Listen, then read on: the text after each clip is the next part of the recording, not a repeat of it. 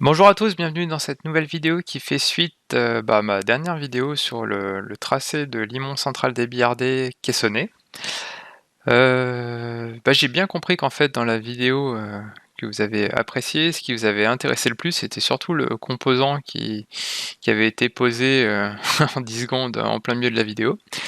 Mais vous avez bien raison, hein, on a une super solution qui permet d'optimiser plein de choses. Donc pour les gens comme moi et comme ceux qui m'ont contacté, qui sont un peu feignants et qui veulent gagner du temps, c'est ce qu'il faut faire, il faut automatiser les choses. Donc effectivement, ce composant existait, mais je l'avais fait pour un client, donc il était très particulier. J'ai rien contre le livret, mais il m'aurait plus apporté de problèmes parce qu'il marchait que dans certains cas très précis et pas dans tous. Notamment parce qu'il s'appuyait exactement sur ce principe de construction avec des copies de face, et cetera. Et cette solution, elle est bien, mais malheureusement, elle est pas très généraliste dans le sens où on imagine assez bien sur des limons débillardés assez compliqués qu'il peut y avoir un nombre variable de segments. Et dans ce cas-là, le composant ne marchait pas. Et puis il y avait d'autres cas où ça marchait pas du tout quand on était sur un demi-tournant, etc. C'était pas bon. Donc, vous avez de la chance. Pendant ces 2 derniers jours, j'ai eu pas mal, d'hôtels et de trains. J'ai pu vous sortir, quelque chose. Et la cause, en fait, de ces déplacements, ça me permet de faire un petit coup de pub, c'est parce que j'étais à Paris aux 12e assises de la métallerie. Alors, pour ceux qui connaissent pas, vous êtes métallier, il faut savoir que vous avez une super fédération, nationale, hein, à la FFB, et une division qui s'appelle, l'Union des métalliers. Et chaque année, ils organisent des assises avec des ateliers super intéressants sur tout ce qui est normes, etc.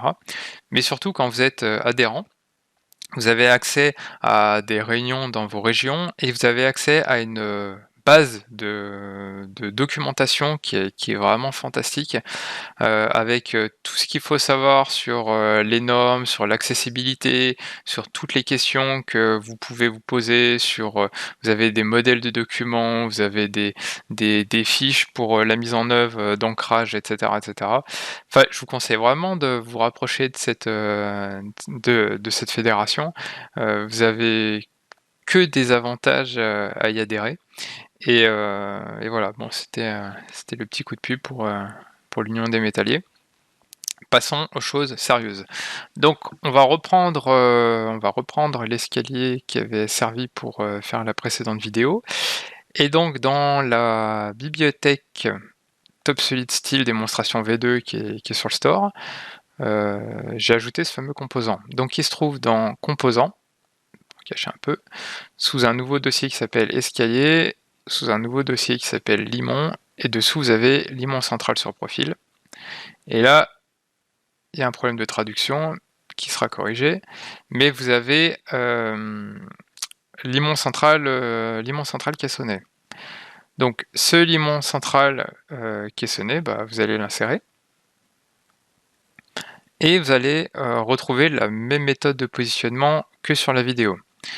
Donc il y a des petites images pour vous aider un peu de partout. Donc on vous demande un profil central qui va se trouver sur la partie supérieure du limon. Donc on peut prendre un profil ou un segment, pardon, ou plusieurs segments.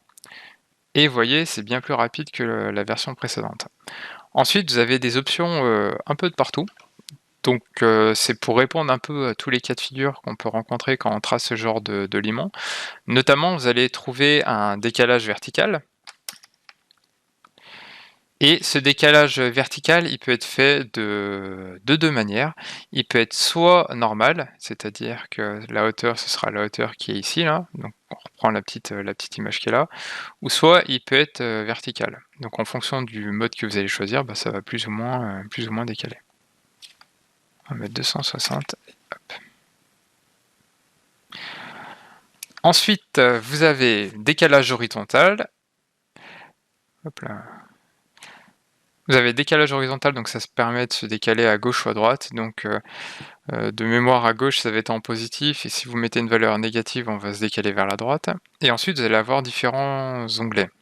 Donc on va voir tout ce qui est lié aux dimensions principales. Donc vous allez pouvoir choisir la hauteur, même système. La hauteur, c'est soit vous la voulez normale ou soit verticale. Donc par défaut, c'est normal parce que généralement vous rajoutez des profilés à côté, donc ça permet d'avoir la bonne dimension. La largeur, l'orientation de départ, c'est pour savoir si justement vous allez avoir, une verticale ou, une normale ici. Donc 9 fois sur 10 c'est vertical, mais vous pouvez passer en mode, normal. Voilà, il faut pas s'étonner, ça fait un virage ici, donc c'est tout à fait normal. Géométriquement, ça se trace comme ça. Bon, comme je disais, 9 fois sur 10 ça va être vertical. Ensuite, vous allez pouvoir choisir matériaux, revêtements. Vous allez pouvoir choisir, tout ce qui est lié au j'ai appelé ça côté, au côté. Donc on peut, soit ajouter des côtés, soit en enlever. Par exemple, si vous voulez pas l'ajout gauche, et ben, vous l'enlevez, vous la rajouté. Vous pouvez choisir les épaisseurs des différents morceaux. Ensuite, vous avez tout ce qui est lié aux platines. Alors ce qu'on va faire, c'est que pour bien voir, on va désactiver ça. Hop. On peut choisir si vous voulez une platine de départ ou pas. Vous pouvez choisir, son épaisseur, si vous voulez une platine de fin. Les platines intermédiaires, c'est tout ce qui se trouve, au milieu là. Vous allez pouvoir choisir, la quantité. Si par exemple vous en voulez que 3. Après, vous allez pouvoir choisir de mettre du marquage et idem, on peut choisir sur, quel côté on va mettre du marquage. Exemple, je vais mettre sur le côté droit et puis en bas par exemple. Et on valide. Bon, en termes de performance, c'est pas instantané, hein, clairement. C'est tout simplement parce qu'il y a quand même pas mal de choses sur ce composant. Donc le marquage, on le voit, il est ici. Si je cache ma petite platine, j'ai un marquage. Bon, j'ai fait le choix de ne pas le faire sur toute la hauteur. Bon, il n'est pas paramétré, mais si vous le souhaitez, bah, je le rendrai paramétré pour donner les distances. Mais bon, pour moi, ça me permet enfin, je pense que côté atelier, bah, ça permet de positionner correctement, la platine sans y passer, des heures, hein. Et puis en termes de production, c'est pas très long parce que justement, c'est pas sur toute, la hauteur. Que dire d'autre? Bah, donc là, vous voyez, vous obtenez directement votre composant. Il y a une représentation simplifiée qui a été faite, heu, qui est plutôt là pour ceux qui font de l'imagerie. Et puis après, bah, le reste du processus, est là, hein, donc vous pourrez faire, repère de production, mise à plat et compagnie. Voilà, bah, écoutez, bah, je vous remercie de votre attention et si vous avez des questions, des remarques, n'hésitez pas, je remettrai le lien de la bibliothèque dans la description de la vidéo et puis, bah, je vous dis, à très bientôt.